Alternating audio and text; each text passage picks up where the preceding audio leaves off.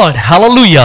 సర్వశక్తిమంతుడైనటువంటి యేసుక్రీస్తు నామమందు కృపా ఘడియలు ప్రేక్షకులందరికీ గ్రీటింగ్స్ తెలియజేస్తూ ఈ Joseph Prasanna Kumar YouTube channel కి ప్రేమపూర్వకంగా మిమ్మల్ని ఆహ్వానిస్తుంటున్నాను. ప్రియమైనటువంటి వాళ్ళరా, ఈ యూట్యూబ్ ఛానల్ ద్వారా ప్రతిరోజు దేవుడు వాక్యము ద్వారా మీతో మాట్లాడుతూ అద్భుతములను స్వస్థతలను ప్రభు జరిగిస్తుంటుండగా సమస్తమైన మహిమ ఘనత ప్రభావములు యేసయ్యకు మాత్రమే కలుగునుగాక. ఆమేన్. ఒకవేళ ఈ యూట్యూబ్ ఛానల్ని ఇంతవరకు మీరు సబ్స్క్రైబ్ చేయకపోతే వెంటనే సబ్స్క్రైబ్ చేసి ప్రక్కలో ఉన్నటువంటి నోటిఫికేషన్స్ బెల్ని మీరు క్లిక్ చేయవలసిందిగా నేను కోరుతుంటున్నాను. నిశ్చయముగా యేసయ్య ఈ యూట్యూబ్ ఛానల్ నందు ఉంటున్నాడు. Surely the Lord is here in this YouTube channel. Hallelujah. దేవుడు ఈరోజు మనతో మాట్లాడేటువంటి సందేశము, ఎన్ని శ్రమలు వచ్చినా భయపడకు అనేటువంటి ఒక అభయం ఇచ్చేటువంటి సందేశము ద్వారా దేవుడు మనతో మాట్లాడాలని ఆశపడుతుంటున్నాడు. ఈ సందేశం అంతా కూడా మీరు వినండి. దేవుడు మీ జీవితములలో కార్యములను చేయబోతున్నాడు. హల్లెలూయా. మరి బైబిల్ గ్రంథంలో చూసినట్లయితే గొప్ప గొప్ప ప్రవక్తలుగా పిలువబడిన వారు, గొప్ప గొప్ప దైవజనులుగా పిలువబడిన వారు కూడా భయంకరమైన పరిస్థితుల గుండా వెళ్ళవలసి వచ్చిందండి. అబ్రహాము లాంటి ప్రవక్త, అబ్రహాము లాంటి దైవజనుని కుటుంబంలో కూడా ఒక భయంకరమైన సమస్య. అబ్రహాము యొక్క భార్యను రాజు తీసుకొని వెళ్ళిపోయాడండి. అంతకంటే భయంకరమైన సమస్యనా? ఏలియా లాంటి ఒక అభిషక్తుడి జీవితంలో మరి చూసినట్లయితే ఆహాబు రాజు అయినటువంటి భార్య మరి యెజబెలు ఎప్పుడైతే బెదిరించడం ప్రారంభించిందో, ఏలియా లాంటి ప్రవక్త తన ప్రాణమును కాపాడుకొనుటకు మరి పారిపోయినట్లుగా మనం చూడగలం. దావీదు లాంటి ఒక దైవజనుని జీవితంలో సమస్యలు, శ్రమలు, సమస్యలు ప్రతి ఒక్కరి జీవితంలో ఉంటాయండి. ప్రతి ఒక్కరి జీవితంలో కొన్ని సందర్భాలలో డిప్రెషన్కి వెళ్ళిపోతారు, కొన్ని సందర్భాలలో ఫ్రస్ట్రేషన్లోకి వెళ్ళిపోతారు, కొన్ని సందర్భాలలో మితిమీరినప్పుడు ఆత్మహత్యలు కూడా చేసుకుంటారండి. Suicide is not a solution to end up your problems. మీ సమస్యలకు ముగింపు పలకడానికి మరి ఆత్మహత్య జవాబు కాదు. దేవుని వాక్యంలో చూసినట్లయితే సమూయేలు మొదటి గ్రంథం 30వ అధ్యాయము 4వ వచనం మనం చూసుకుందామా. ఇక ఏడ్చుటకు శక్తి లేకపోవునంత బిగ్గరగా ఏడ్చిరి. దేవుని బిడ్డలారా, ఇక్కడ చూసినట్లయితే ఒకరు కాదంట, ఏడ్చిరి అనేటువంటి మాట. దాదాపు కొన్ని వందల కుటుంబాలు అక్కడ ఉంటున్నాయి. దావీదు లాంటి ఒక గొప్ప దైవజనుడు కూడా ఆ గుంపులో ఉంటున్నాడు, ఆ గుంపును నడిపించేటువంటి వాడు. మరి చాలా సందర్భాలలో ఈ సమూయేలు మొదటి గ్రంథం 30వ అధ్యాయం నుంచి నేను చాలాసార్లు మాట్లాడానండి. అయితే ఎప్పుడు మాట్లాడినా దేవుడు ఒక విభిన్నమైన రీతిలో ఈ సందేశము ద్వారా, ఈ అధ్యాయము ద్వారా దేవుడు నాతో మాట్లాడుతుంటున్నాడు. ఇక్కడ చూసినట్లయితే దావీదు మాత్రమే కాదు, ఏదో ఒక కుటుంబం మాత్రమే కాదు, వాక్యంలో రాయబడింది కదా, ఇక ఏడ్చుటకు శక్తి లేనంతగా. సమస్యలు అనేటువంటివి, శ్రమలు అనేటువంటివి చాలా రకాలుగా ఉంటాయండి. చిన్న సమస్యలు, చిన్న శ్రమలు ఉంటాయి. ఆ సమయంలో ఒకవేళ మనసును బాధపడతాం. ఒకవేళ కొన్ని సందర్భాలలో పెద్ద సమస్యలు, పెద్ద శ్రమలు వస్తాయి. ఆ సమయంలో ఏడుస్తాము, ఆ శ్రమల ఒత్తిడి తట్టుకోలేక. అయితే మరికొన్ని శ్రమలు, సమస్యలు ఉంటాయి. అవి ఎటువంటివో తెలుసా? గొప్ప శ్రమలు, భయంకరమైనటువంటి శ్రమలు. అటువంటి సమయం ఏంటిదో తెలుసా? ఏడ్చుటకు ఇంకా మనకు శక్తి చాలదు. ఇక్కడ చూసినట్లయితే ఇశ్రాయేలు గుంపు ఒక దేశము అని నేను అననండి, ఎందుకంటే ఆ సమయంలో దావీదుతో ఉన్నటువంటి వాళ్ళు 600 మంది. సో ఒక 100 కుటుంబాలు ఏడ్చుటకు శక్తి లేనంతగా వాళ్ళు ఉన్నారంటే ఇమాజిన్ వారు ఎటువంటి భయంకరమైన శ్రమలో ఉంటున్నారు. దేవుని వాక్యంలో చూసినట్లయితే సమూయేలు మొదటి గ్రంథము 30వ అధ్యాయము 6వ వచనం, దావీదు మిక్కిలి దుఃఖపడెను.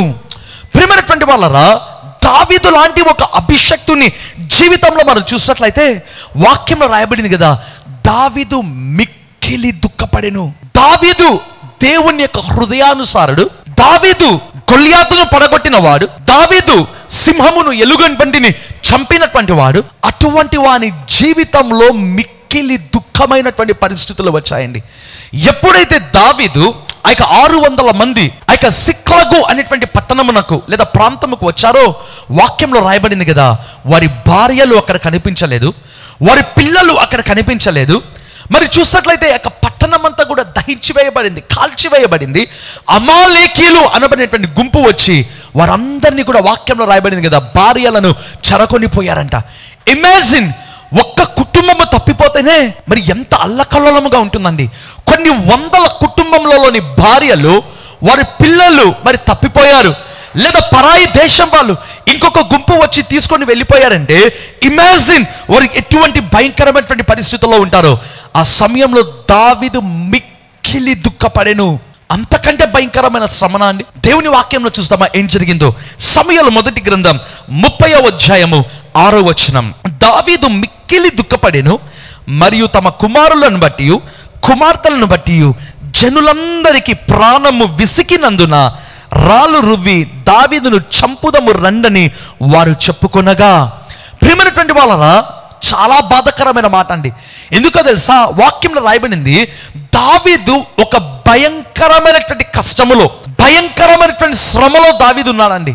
కారణం ఏంటో తెలుసా, వచ్చినటువంటి శ్రమను బట్టి దావీదుతో ఉన్నటువంటి 600 మంది ఎవరో తెలుసా అండి. వాక్యంలో రాయబడింది కదా, సౌలు మీద ఉన్నటువంటి అభిషేకము దేవుని ఆత్మ తొలగిపోయి దావీదు మీదకి వచ్చింది అని గుర్తించినటువంటి వాళ్ళు, వారు ధన్యులు ప్రియమైన వాళ్ళరా. అటువంటి వారు దావీదుతో ఉన్నటువంటి వాళ్ళు. అయితే వారు కూడా ఇప్పుడు విసిగి చెందారు. బైబిల్లోనే రాయబడింది కదా, రాయబడినటువంటి మాట, వారి ప్రాణము విసిగినందున. ఎందుకండి? దావీదు చూస్తే అభిషక్తుడే, అయితే అటువంటి అభిషక్తుని వాళ్ళు నమ్ముకొని వచ్చారండి. అటువంటి వ్యక్తి మీద ఉన్న అభిషేకమును గుర్తించి వాళ్ళు వచ్చారు. అయితే వారికి వచ్చినటువంటి కష్టం అటువంటిది. ఎందుకు? వారి భార్యలు, వారి పిల్లలు, వారి పశువులు సమస్తము పోయాయి ప్రేమైన వాళ్ళరా. అందుకే వాక్యంలో రాయబడింది కదా, వాళ్ళందరూ ఒక తీర్మానం చేసుకున్నారంట, దావీదును రాళ్లతో కొట్టి చంపాలి. కారణము, వారి ప్రాణము విసిగిపోయింది.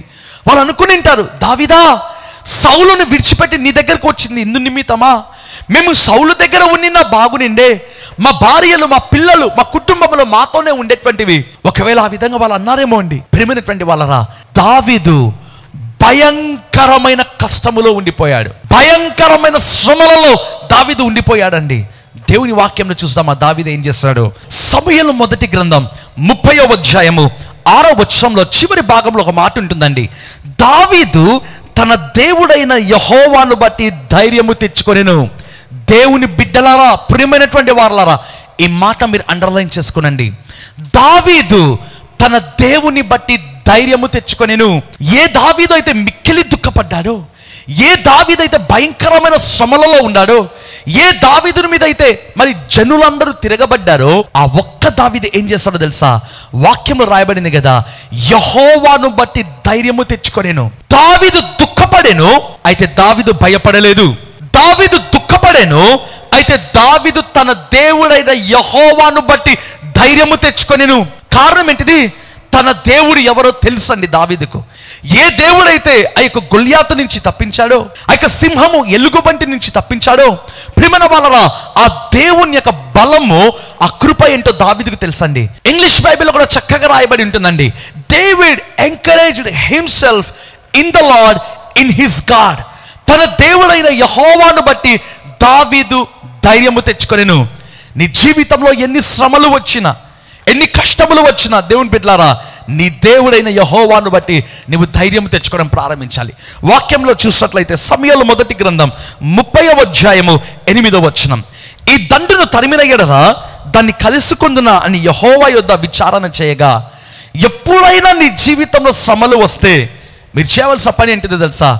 మొదటిగా ధైర్యము తెచ్చుకోనండి. భయపడటం దేవుని చిత్తం కాదు, ఆత్మహత్య దేవుని చిత్తం కాదు, పారిపోవడం దేవుని చిత్తము కాదు. నీ దేవుడైన యెహోవాను బట్టి మొదటిగా ధైర్యం తెచ్చుకో. రెండవదిగా నీవు చేయవలసిన పని ఏంటిదో తెలుసా? యెహోవా యొద్ద దావీదు విచారణ చేశాడు. దట్ మీన్స్ ఇంగ్లీష్ బైబిల్లో ఉంటుంది, David enquired at the lord. దావీదు యెహోవా యొద్ద విచారణ చేశాడు. ఏం చేశాడు? దేవా, ఈ దండును తరిమితే, ఈ అమాలేకులను తరిమితే నేను కలుసుకోగలనా? దేవుడు ఎస్ అన్నాడు. వాగ్దానము పొందుకున్నాడు. ప్రేమైన వాళ్ళరా, నీ జీవితంలో శ్రమలను బట్టి, వేదనలను బట్టి భయపడి పారిపోయి ఆత్మహత్యలు కాక, ఎప్పుడైతే దేవునిని బట్టి నువ్వు ధైర్యము తెచ్చుకోవడం ప్రారంభిస్తావో, ఎప్పుడైతే దేవుని యొద్ద నువ్వు విచారణ చేసి ఆయన దగ్గర నుంచి ఒక వాక్యము లేదా ఒక సందేశము లేదా ఒక వాగ్దానం పొందుకొని ఆ వాగ్దానము దిశగా నువ్వు అడుగులు వేస్తావో, దావీదు కూడా ప్రేమైన వాళ్ళరా వారిని తరిమాడు, వారిని కలుసుకున్నాడు.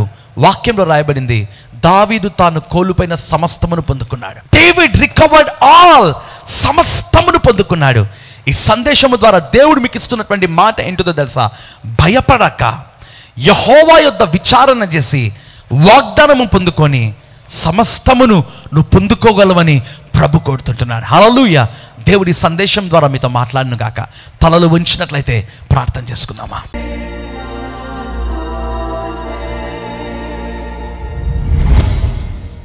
కృపగల దేవా, దయగలిగిన మా ప్రభువా, మహిమ కలిగినటువంటి మా దేవా, నీకు స్తోత్రమునైనా. ఇదిగో నీవిచ్చిన సందేశము ప్రభువా. తండ్రి, భయపడక యెహోవా యొద్ద మేము విచారణ చేయాలి, మా దేవుని బట్టి మేము ధైర్యము తెచ్చుకోవాలి అనేటువంటి మాటను మీరు మాకు తెలియజేసి ఉంటేనే నీకు స్తోత్రం. అయ్యా, ఎవరైతే నాయన శ్రమలలో ఉన్నారు, వేదనలో, సమస్యలలో ఉన్నారు, వారి కొరకు నేను ప్రార్థన చేస్తున్నాను తండ్రి. వారు నిన్ను బట్టి ధైర్యము తెచ్చుకున్నట్లుగా సహాయం చేయండి. యెహోవాను బట్టి వారు ధైర్యము తెచ్చుకున్నట్లుగా అయ్యా మీరు సహాయం చేయండి ప్రభువా. అయ్యా మీరు సహాయం చేయండి ప్రభువా. తండ్రి, ఎవరైతే సమస్యలను తట్టుకోలేక ఇక ఏడ్చుటకు శక్తి లేనంతగా ఒకవేళ వాళ్ళు ఏడుస్తున్నారేమో ప్రభువా, పారిపోతున్నారేమో, ఆత్మహత్య ప్రయత్నంలో ఉన్నారేమో ప్రభా. Lord, I pray, let them be encouraged in you my lord. Let them be encouraged in you my lord. తండ్రి, నీ దగ్గర ప్రార్థన చేసి సమస్యను వారు జయించుదురుగాక తండ్రి. వారి జీవితంలో ప్రభువా తండ్రి దేవుని యొక్క ధైర్యమును తండ్రి, వారి దేవుడు యూదా గోత్రపు సింహము అని వారు గుర్తించి ప్రభువా తండ్రి నీ దగ్గర నుంచి ధైర్యము పొందుకొని ప్రభువా తండ్రి వారి జీవితంలో ముందుకు అడుగులు వేయుటకు వారికి కృపను దయచేయండి తండ్రి. వాక్యంలో రాయబడింది, ఏలైనగా దేవా నీవు మాకు పిరికితనము గల ఆత్మని ఇవ్వలేదు ప్రభువా తండ్రి. యేసు నామమందు ఎవరిలో అయితే ఇక పిరికితనము తండ్రి, ఎవరైతే తండ్రి భయపడుతుంటున్నారో ప్రభువా తండ్రి, ఒకవేళ మానసికంగా భయపడుతుండవచ్చు, శారీరకంగా భయపడుతుండవచ్చు, యేసు నామమందు వారి శరీరంలో ఉన్నటువంటి ఆ యొక్క భయమును, మానసికంగా కృగదిస్తున్న భయమును యేసు నామమందు పెళ్ళకిస్తున్నాం ప్రభా.